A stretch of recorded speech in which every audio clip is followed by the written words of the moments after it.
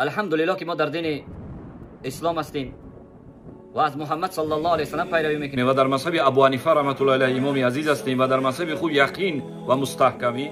امروز عزیزان من افرادی پیدا شده که از روی کبر و ایناد و بغض و عداوت بخیلی و دشمنی گرد در لباس گوسفند بر مذهب ما و شما سنگ میزنند. سری کجا حمله کرده ای کاش که تو ملا و تو حاجی و تو صوفی و تو دکاندار و تو سردمدار و تو مجاهد که خود مجاهد میگی و لاف میزنی که ما از مذهب امام ابو حنیفه رحمه الله دفاع میکنم. کاش که تو از مذهب امام ابو حنیفه رحمه الله دفاع بکنی. کاش که تو بشناسی مذهب امام ابو حنیفه رحمه الله را.